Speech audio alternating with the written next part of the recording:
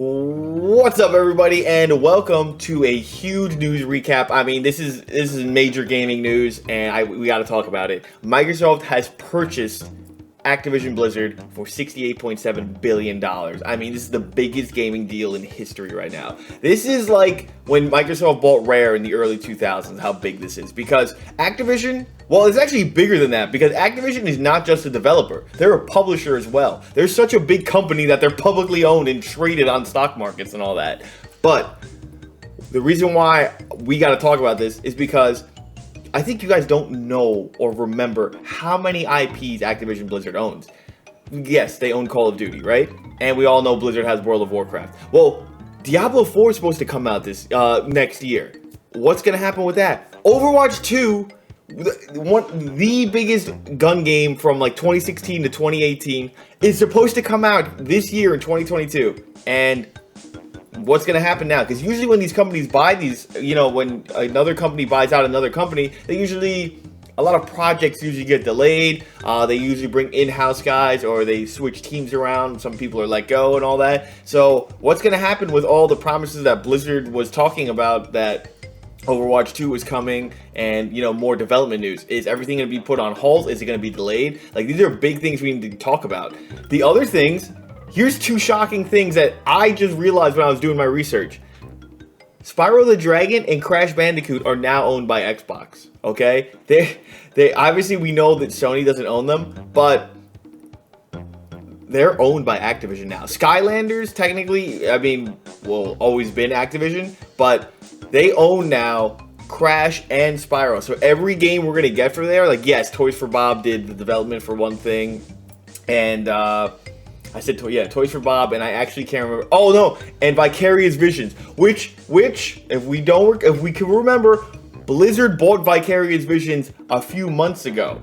Okay, Vicarious Visions were the people who did the Crash Bandicoot 1 through 3, the Insane trilogy, and then they did the Tony Hawk Pro Skater 1+2. And perfect segue, or roll into it, Microsoft now owns Tony Hawk Pro Skater, because Neversoft was a Activision founded company and to do the Tony Hawk games, and boom, now they own. So they have Tony Hawk, they have Spyro, they have Crash Bandicoot. Every PlayStation 1 fan is crying right now.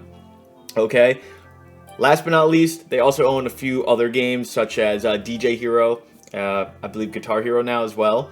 And Activision Blizzard, back in the early 90s, they bought this small, point-and-click adventure company. I think you may have heard of them if you're Game Grumps fans, but they're pretty old games, but they're called King's Quest and Space Quest.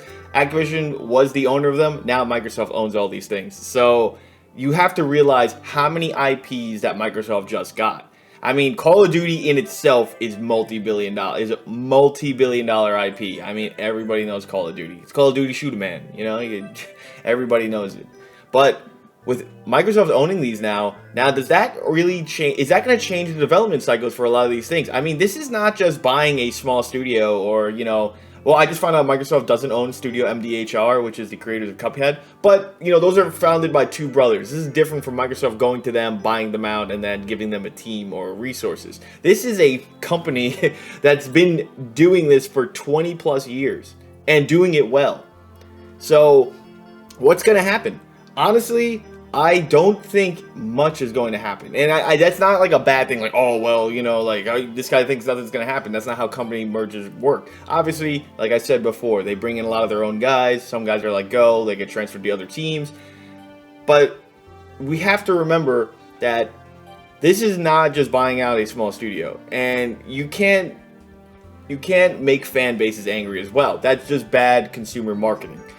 The way this is going to work out, I believe, is that maybe some projects get delayed, but I don't think all of them are going to be canned. I think Overwatch 2 still has the possibility of coming out in 2022.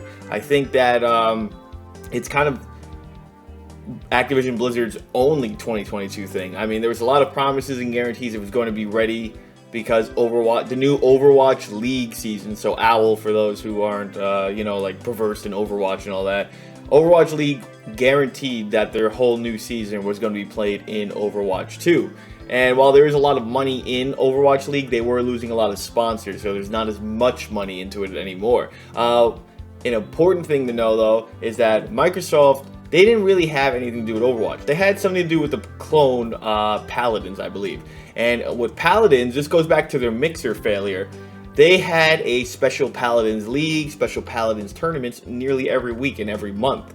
With Paladins being a Overwatch clone, now actually owning the not clone, the Peter Parker compared to the Ben Riley, we have a chance for Overwatch League to not only have a lot more money, but to also be, you know, widely used. I mean, this is huge news for Overwatch fans. I think they should be celebrating this, jumping for joy.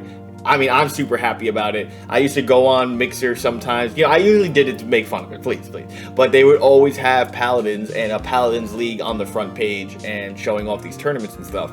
And Microsoft is really into, you know, gaming and a little bit of esports. Having Call of Duty also, which has its own esport, or own league, Call of Duty Esports League. I don't remember if they're sponsored by Coca-Cola, but no matter what, that's 2 esports they have.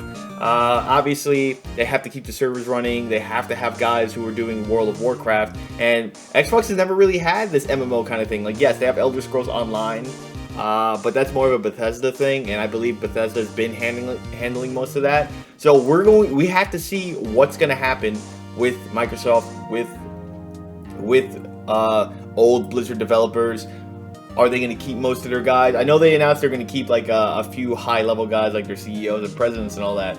But I just don't see them letting go of most of their team for for the projects that are close to being done. Diablo 4 might have a bit more of a delay because it wasn't expected to be ready in 2022. Those are the things. So let's just say there was a Crash Bandicoot in Activision secretly being worked on, which is doubtful. They probably would have announced Crash Bandicoot or Spyro or something like that. But there's 2 things. One, there's a chance now we actually get a Crash 5 or, you know, something happening quicker, or a Tony Hawk Pro Skater 3+4. Or the other thing is that the idea for that is going to get canned and they'd rather just work on a new game. However, let me know if you're happy for this, excited for it, confused. I mean, like I said, I'm personally happy. I think it's a great buy. And yeah, I hope you guys enjoyed the video. Don't forget to comment, like, share, subscribe, and I will see y'all in the next one. Peace, homies.